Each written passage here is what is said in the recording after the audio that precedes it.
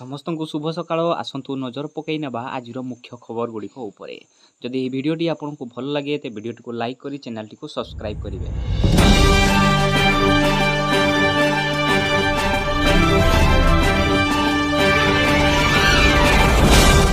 ଆଜିର ପ୍ରଥମ ଖବରଟି ହେଉଛି ଫାଷ୍ଟ୍ୟାଗ୍ ବଦଳରେ ଲାଗିବ GNSS।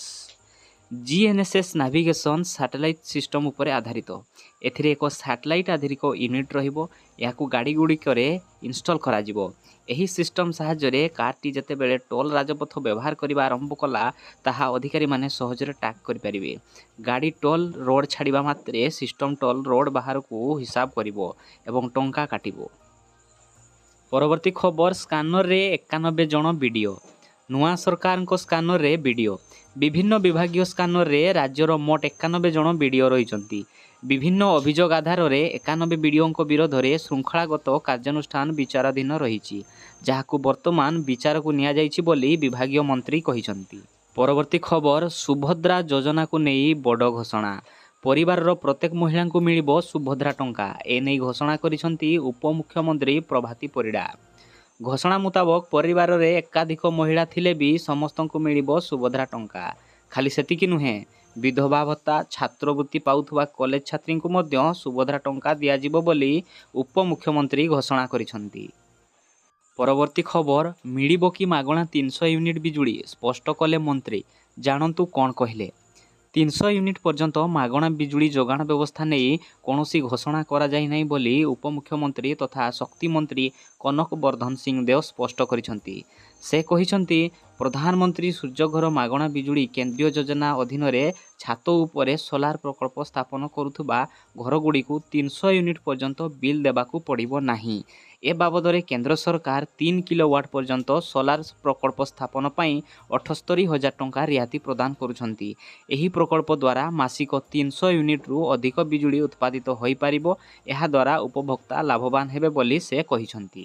ପରବର୍ତ୍ତୀ ଖବର, କୁକୁଡ଼ା ପରେ ମଣିଷଠାରେ ବାର୍ଡ ଫ୍ଲୁ। ଆସନ୍ତୁ ଜାଣିବା କ'ଣ ରହିଛି ଲକ୍ଷଣ।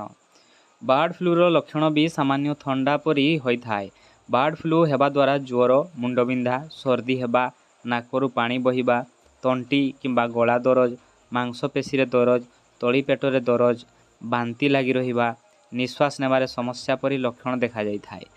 କେତେକ ସମୟରେ ମଣିଷ ବାର୍ଡ ଫ୍ଲୁ ସଂକ୍ରମଣ ହୋଇଥିଲେ ମଧ୍ୟ ଜାଣି ନପାରି କେବଳ ଥଣ୍ଡାର ଚିକିତ୍ସା କରିଥାନ୍ତି। ତେଣୁ ଏଭଳି କିଛି ଲକ୍ଷଣ ଦେଖାଗଲେ ତୁରନ୍ତ ଡାକ୍ତରଙ୍କୁ ଦେଖାଇବା ସହ ରକ୍ତ ପରୀକ୍ଷା କରାଇ ନେବା ଆବଶ୍ୟକ। ପରବର୍ତ୍ତୀ ଖବର, ଏହି ମହିଳାମାନଙ୍କୁ ଦିଆଯିବ ନାହିଁ ସୁଭଦ୍ରା ଟଙ୍କା। ଆସନ୍ତୁ ଜାଣିବା କେଉଁ ମହିଳାମାନେ ପାଇବେନି ସୁଭଦ୍ରା ସହାୟତା। 1 ଜୁଲାଇ 2024 ସୁଦ୍ଧା 21ରୁ କମ୍ ଓ 60ରୁ ଅଧିକ ହୋଇଥିଲେ ପାଇବେ ନାହିଁ ସୁଭଦ୍ରା ଟଙ୍କା। ମାସକୁ 1500 ବା ବର୍ଷକୁ 18,000ରୁ ଅଧିକ ସହାୟତା ପାଉଥିଲେ ପାଇବେ ନାହିଁ ସୁଭଦ୍ରା ଟଙ୍କା। ସେହିପରି ବର୍ତ୍ତମାନ କିମ୍ବା ପୂର୍ବତନ ସାଂସଦ ବା ବିଧାୟକ ହୋଇଥିଲେ ପାଇବେ ନାହିଁ ସୁଭଦ୍ରା ଟଙ୍କା। ଆୟକର ଦେଉଥିଲେ ପାଇବେନି ସୁଭଦ୍ରା ସହାୟତା। ୱାର୍ଡ ମେମ୍ବର, କାଉନସିଲର ଛଡ଼ା ଅନ୍ୟ ପଞ୍ଚାୟତ ପ୍ରତିନିଧି ହୋଇଥିଲେ ମିଳିବନି ସୁଭଦ୍ରା ଟଙ୍କା। ପରବର୍ତ୍ତୀ ଖବର, ବୌଦ୍ଧରେ ବାଘ ଆତଙ୍କ। ସନ୍ଧ୍ୟା ହେଲେ ପଡ଼ୁଛି ତାଟିକ ବାଟ। ବୌଦ୍ଧ ବନଖଣ୍ଡ ମାଧପୁର ରେଞ୍ଜ ଅଧୀନ ଡାକପଦର ଗ୍ରାମରେ ଦେଖାଦେଇଛି ବାଘ ଆତଙ୍କ। ଡାକପଦର ଗାଁ ମୁଣ୍ଡରେ ଥିବା ମୁଣ୍ଡେଶ୍ୱର ସଂରକ୍ଷିତ ଜଙ୍ଗଲରେ ଗୋଟିଏ ବଳଦକୁ କଲରାପତରିଆ ବାଘ ମାରିବା ପରେ ଛାନିଆ ହୋଇଛନ୍ତି ଗ୍ରାମବାସୀ।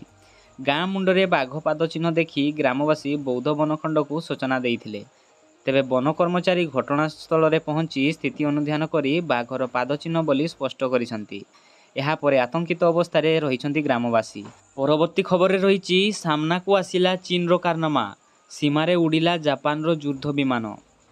ଜାପାନର ବରିଷ୍ଠ ସରକାରୀ ମୁଖପାତ୍ର ମଙ୍ଗଳବାର ଦିନ କହିଛନ୍ତି ଯେ ଚୀନ ସାମରିକ ବିମାନ ଗୋଟିଏ ଦିନ ପୂର୍ବରୁ ଜାପାନର ବାୟୁ ସୀମାରେ ପ୍ରବେଶ କରିଥିଲା ଏବଂ ଏହି ଘଟଣା ଏକ ସମ୍ପୂର୍ଣ୍ଣ ଗ୍ରହଣୀୟ ନୁହେଁ, ଆଞ୍ଚଳିକ ଉଲ୍ଲଂଘନ ଏବଂ ସୁରକ୍ଷା ପ୍ରତି ବିପଦ।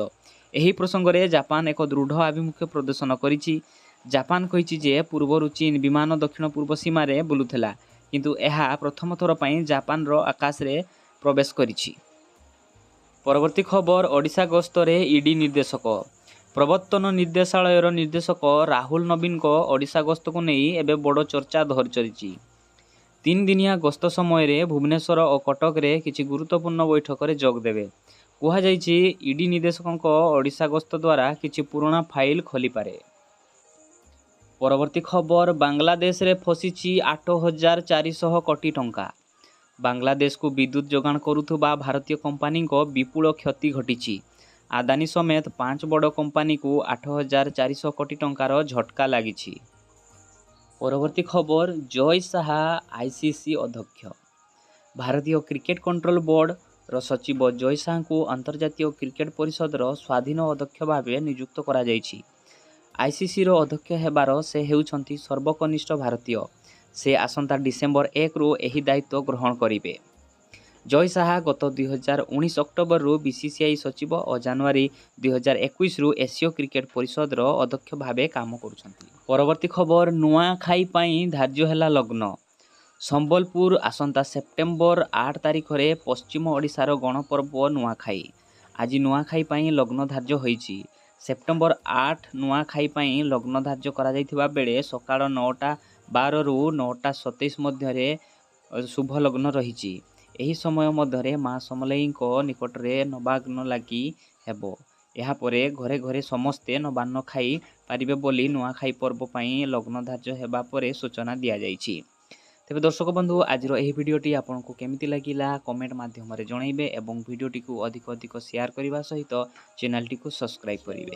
ଧନ୍ୟବାଦ।